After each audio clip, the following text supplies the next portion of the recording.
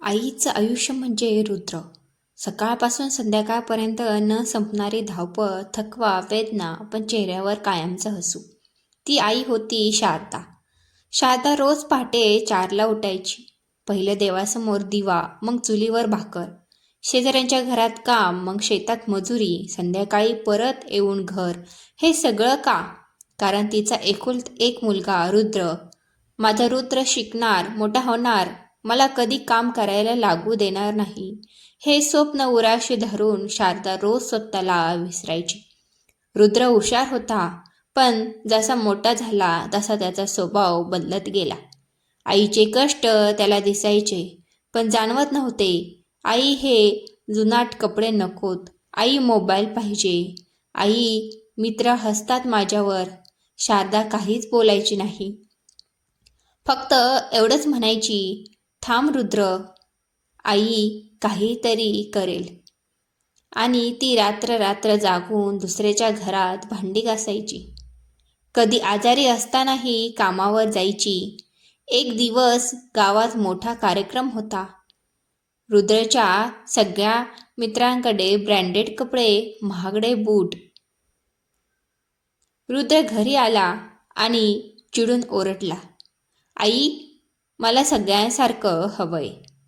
तुझ्या या गरिबीमुळे माझं आयुष्य खराब झाले. तो शब्द आईच्या काळजात जाऊन रुतले. शारदा काहीच बोलली नाही. त्या रात्री तिने उपाशी झोप काढली आणि सकाळी पुन्हा कामावर गेली. त्या दिवशी काम खूप जास्त होतं. तिचं अंग तापाने फणफणत होतं. पण रुद्रासाठी पैसे हवेत म्हणून ती थांबली नाही. संध्याकाळी घरी येताना रस्त्यातच ती कोसळली. लोकांनी तिला दवाखान्यात नेलं.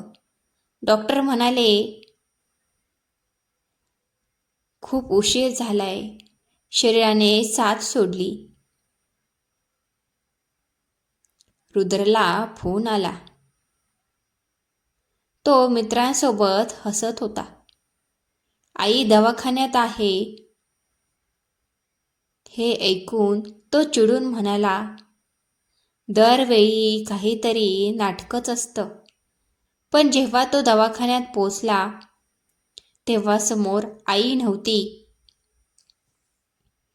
फक्त पांढरी चादर आणि शांत चेहरा.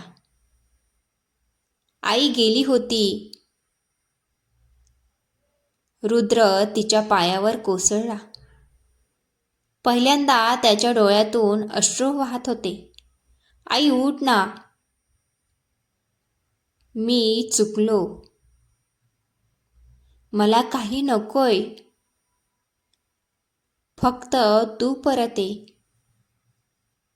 पण आता वेळ निघून गेली होती. आईच्या उशीखाली एक चिठ्ठी सापडली. रुद्र, आई तुझ्यासाठी जगली. तुझं सुख पाहण्यातच माझं समाधान होतं. कधी माझ्या कष्टाची किंमत समजली नाही तरी चालेल, पण माणूस म्हणून मोठा हो. आई तुझ्यावर खूप प्रेम करते. तो कागद हातात धरून रुद्र अक्षरशः फुटून रडला. त्या दिवसानंतर रुद्र बदलला. तो शिकला, कष्ट केले, पण आयुष्यभर एकच खंत मनात राहील. आईला रुद्राला श्रम सोडून मुलाला पडले महाग. कारण आई परत येत नाही.